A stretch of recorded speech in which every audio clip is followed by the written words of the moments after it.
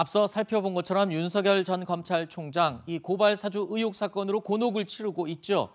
그렇다면 이런 상황이 여론조사에 과연 반영이 됐을까요? 저희가 여론조사 결과 하나 살펴보도록 하겠습니다. 보시는 것처럼 이재명 경기지사가 27.8%, 그리고 윤석열 전 총장이 19.3%, 홍준표 의원이 12.6%, 이낙연 전 민주당 대표는 9.8%로 각각 나타났습니다. 이재명 지사와 윤석열 전 총장 간 격차가 8.5%포인트인데요. 이재명 지사가 오차 범위 밖에서 우세를 보이고 있는 결과가 나왔습니다. 자, 국민의힘 대선 후보끼리의 국민의힘 대선 후보들 간의 이 여론조사 결과는 어떨까요? 홍준표 의원이 27.1%, 윤석열 전 총장이 22.8%로 조사가 됐습니다. 하나 더 볼까요?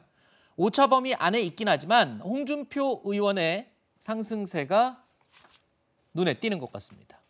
자, 다음 주 1차 컷오프를 앞둔 국민의힘 대선 주자들은요, 공개 압박 면접을 어제 치렀습니다. 12명의 대선 주자들 가운데 첫날 면접을 치른 주자는 6명인데요. 앞선 정책 발표회가 학예회 같다라는 비판을 받았던 탓인지 이번 면접관의 질문은 정말 녹록지 않았고 날카로웠습니다. 먼저 홍준표 의원 어떤 대답을 했는지 한번 들어보시죠. 여성들은 왜 홍준표 후보를 지지를 안 할까요? 입에 담기도 그렇지만 뭐 돼지발정제, 뭐 이런 자서전에 이런 것들이 굉장히 좀 안 좋은 이미지로 남아서 차마 홍준표는 못 찍겠다 이런 거가 많은 거 아닌가요? 그렇습니다. 아, 맞네요. 그러니까 24년간 성희롱을 한 번도 안 했다, 페이스북에 그렇게 쓰셨어요. 나경원 후보한테 거울 보고 분칠이나 하는 후보는 안 된다 이렇게 얘기를 했고요.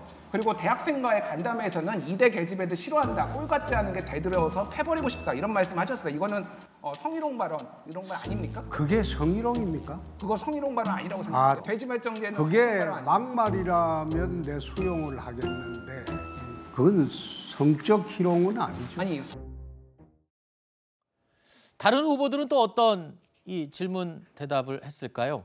최재형 전 감사원장은 자신의 공약을 구체적으로 답하지 못해서 진땀을 빼는 모습을 보이기도 했습니다. 후보자께서 페이스북에 석탄 발전소를 대체해서 중소형 원자로 SMR이라고 불리는 이거를 설치하겠다라고 하셨어요. 네, 맞으시죠? 예, 설치한다면 일자리를 훨씬 많이 그렇죠. 창출할 수. 근데 제가 궁금한 거는 석탄 발전소를 다 대체를 하려면은 SMR 한 30기는 지어야 돼요. 그러니까 어디다 지으실 겁니까? 제가 지금 어느 곳에 지어야 될지까지 구체적으로 생각하진 않고. 어디다가 어떻게 지어서 어떻게 설득을 하실 수 있는지 그런 계획이 전혀 없이 그냥 SMR 짓겠다라고 하면 끝입니까? 그게? 제가 하여튼 좀 더 구체적으로 검토한 후에 말씀드리겠습니다. 자, 잘 보셨죠? 저희가 다는 못 보여드리고 몇 가지만 추려봤는데 오늘 면접을 본 예정인 후보가 또 있습니다. 원희룡 전 제주시사가 이런 관전평을 내놨습니다. 최재형 후보께서 그 몇 가지 아주 기본적인 질문에 대해서 대답을 전혀 못 하셨잖아요. 그동안 뭐 많이 또 나아지셨겠지만 아직도 좀 많이 준비가 좀 덜 돼 계신 거 아닌가 이런. 왜 저런 질문을 해 화가 나더라도 좀 참으시고 유연하게 대처해 주세요. 저는 뭐 질문한다고 뭐 좌파다 이렇게 몰아치고 분노하는 사람은 아니니까요. 지금 홍준표 후보 디스하신 거예요? 아닙니다. 자, 특유의 화법으로 몰아친 홍준표 의원 여전한 것 같습니다. 그 스타일 여전히 유지되고 있고 이 최재형 후보 같은 경우에는 이 준비가 안 됐다는 비판을 좀 받았었는데 이번에 기대를 하고 봤습니다만 여전히 조금 부족한 모습을 보였어요. 하지만 또 어떤 분들은 솔직해서 좋다. 그리고 이 대응이 굉장히 점잖아서 좋다라면서 홍준표 의원을 자꾸 떠올리게 하는 그런 또 반응도 있긴 했거든요. 점수를 어떻게 주실 수 있겠어요? 최재형 후보는 별로 변한 것 같지 않고요. 준비 안 된 상태를. 최 후보는요? 네. 국정 운영에 대한 고민이 상당히 없다라는 것을 다시 한번 드러내는 것 같고요. 저는 홍준표 후보가 참 특이한데요. 저는 홍준표 후보가 5년 전의 홍준표와 지금의 홍준표는 많이 바뀌었다고 생각합니다. 그러니까 우리가 흔히 5년 전에 이제 대선에 나왔을 때는 막말 논란, 지금 이제 그 어느 한 패널이 질문했을 때도 5년 전 걸 얘기하는 거 아니에요? 그건 나 막말이었다 인정한단 말이에요. 근데 홍준표 후보는 최근에 지지율 상승에 있어서 보면은 국민의힘 지지층에서도 일정 가져가지만 따로 가져온단 말이죠. 역선택 말씀하시죠? 역선택이 아니죠. 말고 다른 거. 예, 세대별로 봤을 때 20, 30대. 세대별로. 이런 거는 뭐냐 했을 때 홍준표 후보가 최근에 내놓은 말들이 보면은 상당히 저는 대중의 어떤 그 한쪽 편에 있는 말들, 네. 그거를 이제 일면적으로 편피적으로 하는 말들이 많아요. 네. 뭐 악덕한 사람 사형시켜야 된다, 국회의원수 줄여야 된다, 민노총은 뭐 저거 해야 된다, 뭐 그런 여러 가지 말들, CCTV 네. 그것도 뭐 다시 찬성한다. 이런 부분도 사실 대중의 한켠에 있는 부분들이고 그것이 대중의 사실상 어떤 불만적 요소가 있었던 거거든요. 네. 이걸 막 터뜨려 주는 거예요. 가려운 데를 잘 긁어준다. 그렇죠. 그 근데 말씀이신 그것이 거죠? 상당히 일면적으로 하는 네. 거죠.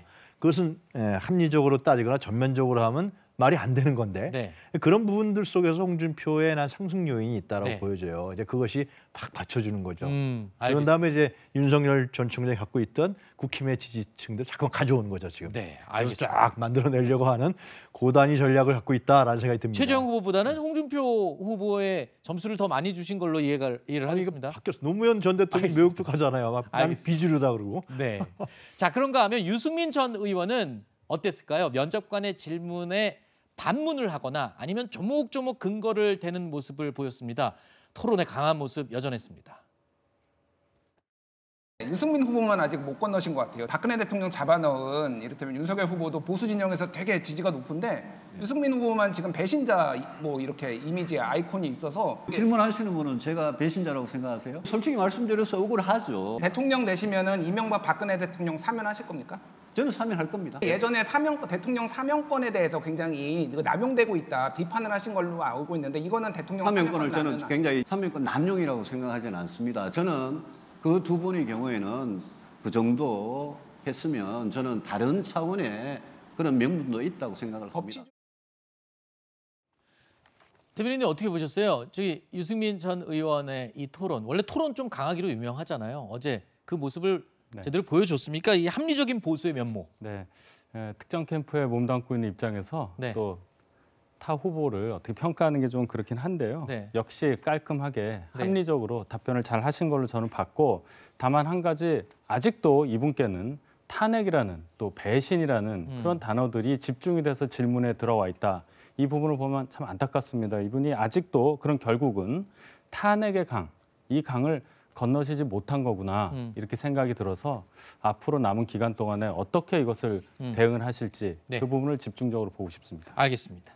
자, 이 면접이 끝난 다음에 이 면접을 봤던 후보들은 이 토론에 대해서 어떻게 평가를 했을까요? 면접 방식과 면접관에 대해서 불만이 좀 많았다고 합니다. 목소리 들어보시죠. 제가 알기로는 진중권 교수는 윤석열 후보를 공개적으로 지지한 사람으로 알고 있는데 선관위가 어떻게 저런 분을 면접관으로 모셨는지 모르겠습니다. 두 분은 그 골수 좌파인데 되게 꼬였더라고. 나는 수없는 그런 토론을 해봤기 때문에 난 잘 말려들지 않습니다. 자, 이 실제로 국민의힘에는요, 진중권 전 교수를 왜 불렀냐라는 항의가 폭주를 했다고 하는데, 자, 이에 대해서 이준석 대표가 반박을 했습니다. 들어보시죠. 진중권 왜 불렀냐 이런 문자가 폭주하고 있습니다. 문자에 보면 왜 죄다 좌파만 불렀냐, 좌파 얘기가 그렇게 많더라고요. 저분이 좌파 맞나요 그런데? 아까도 말했지만 노동 생산성을 중시하고 하루에 매출 얼마나 하는지 굉장히 관심 많으시고 무늬만 좌파. 자, 특히 홍준표 의원은요, 오늘 자신의 SNS에 이런 글을 올렸습니다. 재차 불쾌감을 드러냈는데 앞으로요, 향후 면접 일정에 참여하기 어렵다. 이렇게 SNS에 오늘 밝혔습니다. 최근 지지율 상승 때문에 글쎄 뭐 자신감이 있어서 그럴까요? 이래도 되는 겁니까, 근데? 근데 이제 지금 현재 사실 국민의힘에서 네. 경선을 좀 어떻게 흥행을 해보려고. 좀 해보려고 예. 사실은 이제 뭐 비전 발표도 하고 정책 발표도 하고 이번에 이제 안팎 면접 세 번째지 않습니까? 네. 그런데 지금 국민의힘이 아니라 더불어민주당에서 그 할 때 보면요, 그 유튜브에서 10만 명 이상이 봤어요. 네. 근데 지금 비전 발표나 정책 발표 1, 2만 명뿐이 안 봤단 말입니다. 네. 그래도 압박 면접은 보니까 한 7만 명 정도 봤더라고요. 네. 그러니까 나름대로 이거는 그 전에 비해서 많이 흥행한 거예요. 그러면 제가 보기에 그 세 사람, 진중권 교수나 아니면은 거기에 김준일 뉴스톱 대표나 아니면 박선영 교수나 이런 분들이 아니 그 사람들이 무슨 좌파 골수 왜 골수입니까? 누가 봐도 국민들이 그걸 그렇게 얘기할 수 있는 분들이 아니잖아요. 제가 보기엔 질문은 아주 좋았는데 답변하는 후보들이 제대로 답변을 못해서 7만 명뿐이 안 나온 것 같아요. 만약에 제대로 답변했다면 10만 명 이상 나올 것 같습니다. 다음번에는 좀 준비를 좀 제대로 해서 가져오시길 바랍니다. 네. 근데 기분 나빠서 홍준표 의원 앞으로는 참여 안 하겠다고 하는데 진짜로 참여 안 할지 앞으로 한번 좀 지켜보겠습니다. 오늘 오후에는요. 윤석열 전 검찰총장이 면접을 보게 돼 있습니다. 면접을 앞둔 윤 전 총장 어제 어디에 있었나 봤더니 강원도 춘천을 방문했더군요. 국민의힘 전현직 의원들과 함께 닭갈비를 먹는 장면도 노출이 됐고요. 또 보시는 것처럼 시장에서 중절모를 직접 써보고 구입하는 모습도 눈길을 끌었습니다. 고발 사주 의혹을 강하게 부인한 바로 다음 날 이렇게 공개 행보를 나갔다는 것, 결국엔 정면 돌파를 하겠다는 의지를 보이고 여유로운 모습을 보이려는 의도가 아닌가 이런 생각도 해봤습니다.